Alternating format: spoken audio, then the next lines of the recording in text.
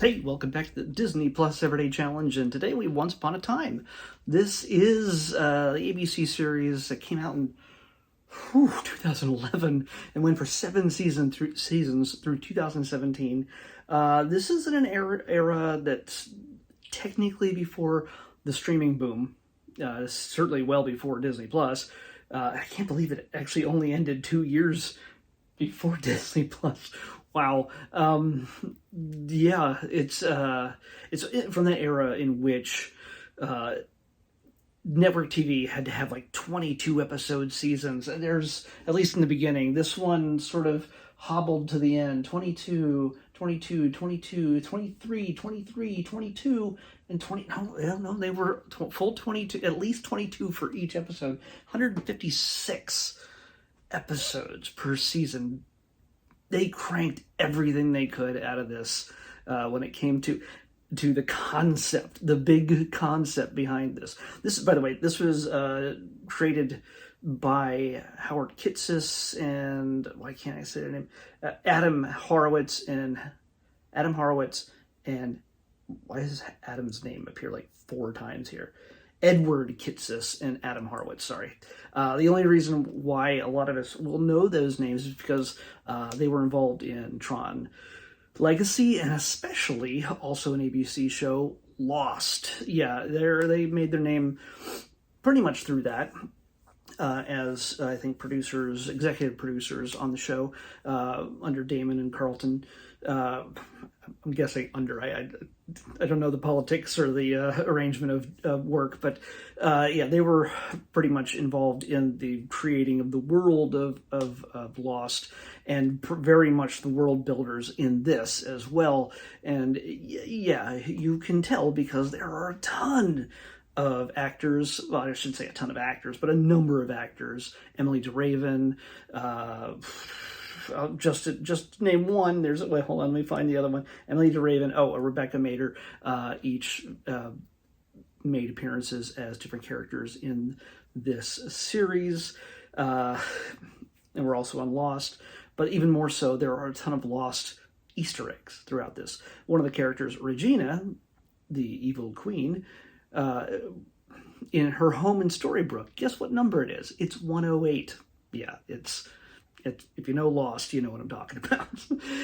This basically tells a story of Emma Swan. Emma Swan is sort of a bail bonds person. She hunts down people she's a bounty hunter in a sense. She hunts down people who've skipped bail and run off on their own, and she knows how to find people. She's got that talent. She's very solitary. She doesn't have a family. She's a loner, at least until her son shows up at her front door 10 years after she gave him away. What's that all about? Well, not only is this a story taking place in our modern real world, but it also takes place in a fantasy world. Yes, I'm going to spoil a little bit of the first episode, at least the parts that will give away the concept. I'm not going to give you every little detail, but enough to give you the concept of how this all fits together. Once upon a time, of course, it has to be about a fairy tale type of storytelling, and what we get is the story of, from the very beginning of the episode, the very start, we get to see Prince Charming showing up at Snow White's glass coffin in the woods, surrounded by dwarves. Well, guess what? He decides to give her a goodbye kiss. It wakes her up and, well, foils the plans of the evil witch who poisoned her. And, of course, everything's going to be happily ever after until she decides to curse them all with a mysterious curse that they really don't understand or know what it's about. And, well, therein lies the extended universe of fairy tale characters. There was a time that there was a comic book called Fables. I'm going to make a little diversion here for a bit, that had this almost same exact concept, except that not the dual worlds. It was literally, well, it was a dual worlds, but not because of a curse. It was sort of a world hidden within our real world, which would have fairy tale characters coming in to our real world and sort of the magic overflowing into our reality and all sorts of craziness happening. Well, that was all from Bill Willingham and a bunch of other people, artists. That was on the track to happen.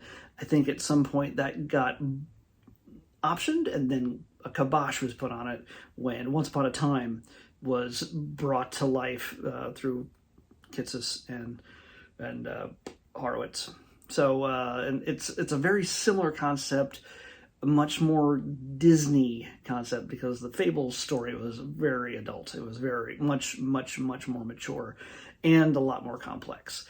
This, although has no lack of complexity, at least in the soap opera realm. If you love your convoluted soap opera drama romances, well, this has plenty of that. I can't say that I watched the entire series. At some point, I must have stopped, and I don't know why. Because usually I will ride or die on any show I start for the most part. I might take breaks, and maybe I took a break and never went back, because I know eventually when this show, it was hot in the beginning. People loved it. People were really going for it. I mean, there was just a devoted fan base for it, especially Emma and her eventual fantasy romantic partner, who, is he a villain? Is he not a villain? Well, you'll get to decide if you decide to watch this. If you never caught this, well, this is all brand new to you. If you have seen it, you know who I'm talking about. But it fits in with her at Emma's attitude.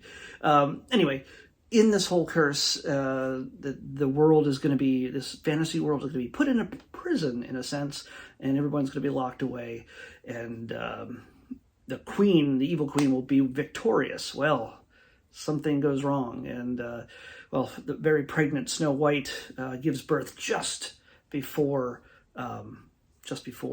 the curse takes hold, and sneaks her baby away through a magical cabinet wardrobe. And that's a whole different thing. That's, at best, it's maybe the only reference to Lion Witch in the Wardrobe, which is C.S. Lewis, and it's not, Grimm's fairy tales or everything else that was, Hans Christian Andersen and all those other things that so many of our Disney films are based on. Disney, of course, primarily drew from not the characters they created, but the characters they co-opted to build their animated cinematic universe, in a sense. Even though they're not connected as such, characters from Cinderella, Snow White, Pinocchio, all show up in the very first episode, even though you don't see all of them in their original fantasy forms. You see Geppetto and Pinocchio. You see, of course, the dwarves and Snow White and Prince Charming and there's Cinderella show up. Oh, the grandma and Little Red Riding Hood, things like that. All these characters that, whether Disney's made a movie about them or not, show up. And guess what? As the popularity might have waned a little bit from the fever pitch of the first few seasons, guess what?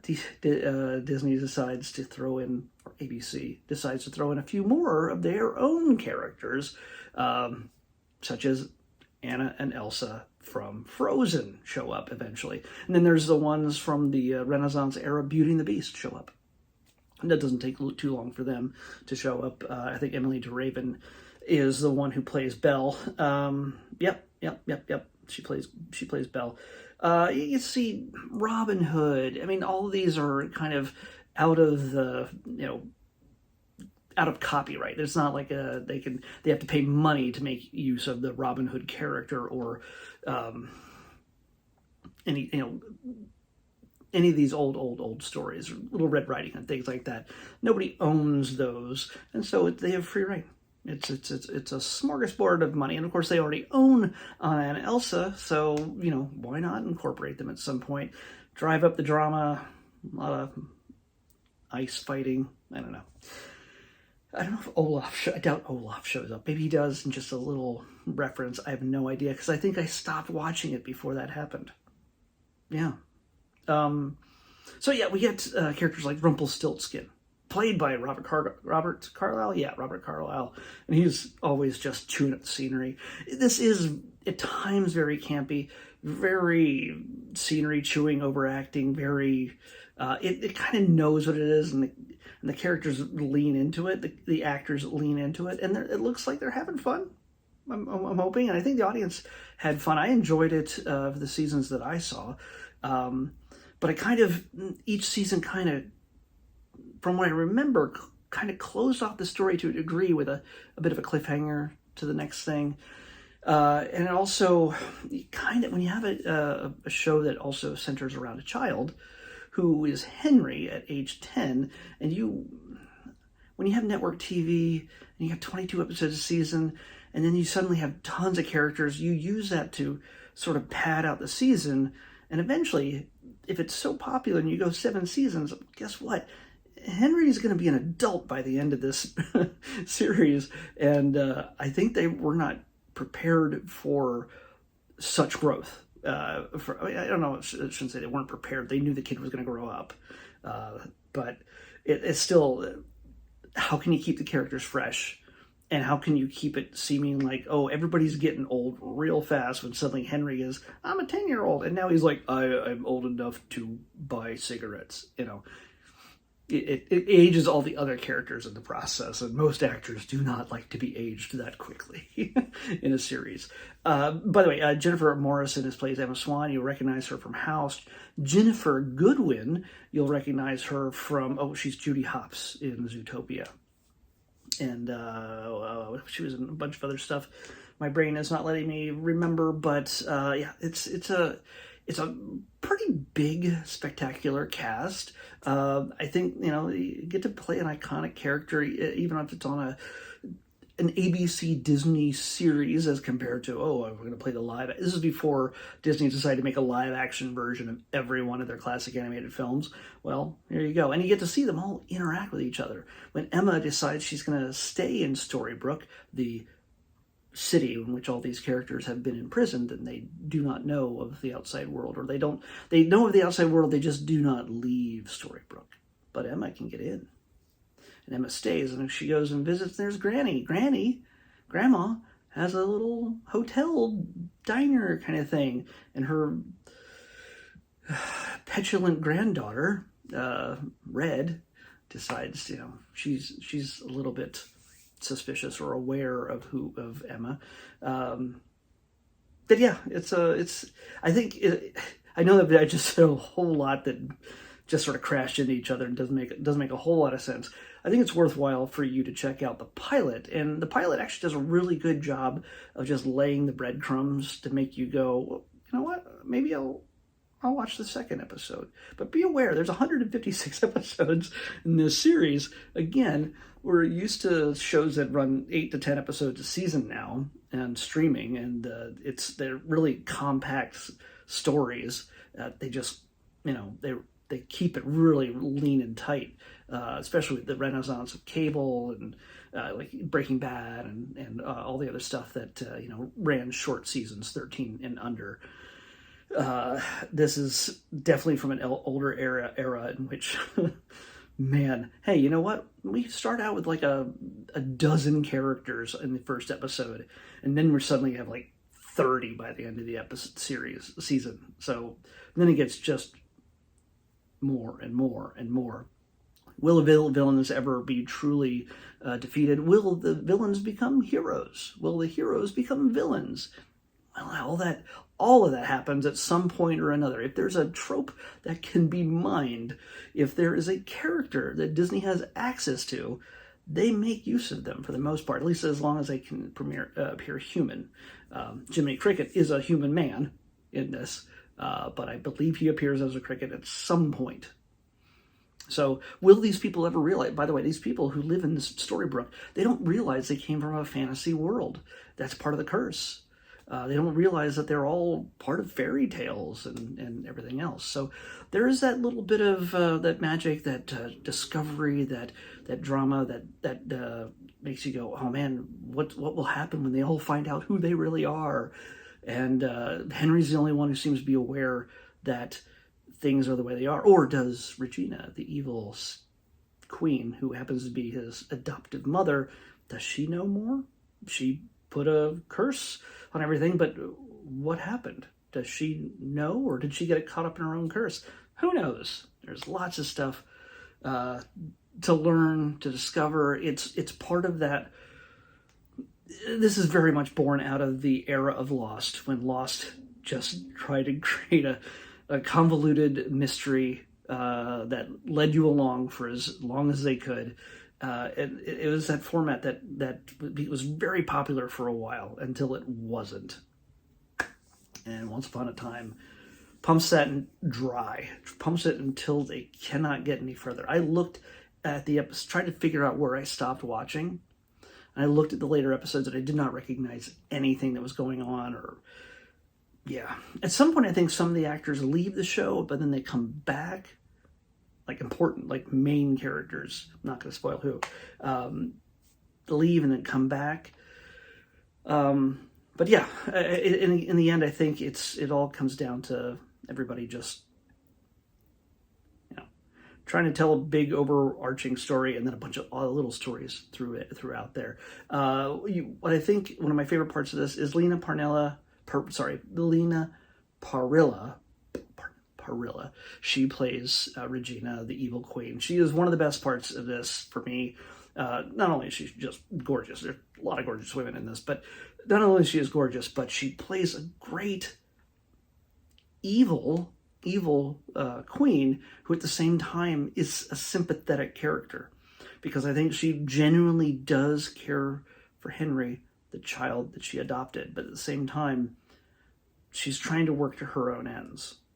And not only does that create a nice conflict, there are times that it creates a little bit of comedy as well. So don't expect this thing to be taken itself too seriously. You should not take it too seriously. I think it's one of those kind of things where you just want to get together and maybe with friends, grab some drinks, pop the popcorn, and just go nuts and have fun. Just giggle and enjoy the drama. It's a little bit schmaltzy here and there. Big romance, especially with Snow White and Prince Charming and everything else. And so it's there's little twists and turns, everything. I think it's worthwhile checking out if you need something that is pretty much complete. And there is a spin-off of Once Upon a Time in Wonderland, which we already talked about months or years ago. But I never watched that at all, except for the one episode I did the review on. I don't know if I can fit one more show into my schedule. Otherwise, I'd rewatch this. I'm behind on so much recently. But yeah, I say if you haven't checked it out, if this is something new to you, or like maybe you weren't old enough at the time. Why would you be watching me? And maybe you just weren't watching this kind of stuff. It's on Disney Plus, the whole thing. Just take a shot at it. And you might, especially if you like Lost, you'll find a lot of things that carry over into that as well. Let's pick tomorrow's episode. 53. 53. 53. Nope, overshot it. Okay. I mean, we're getting series and we're getting documentaries. Thankfully, we're getting these series to break things up, but we got another documentary, and I do not know what it is, and I think it's more of a reality show from the way it's named.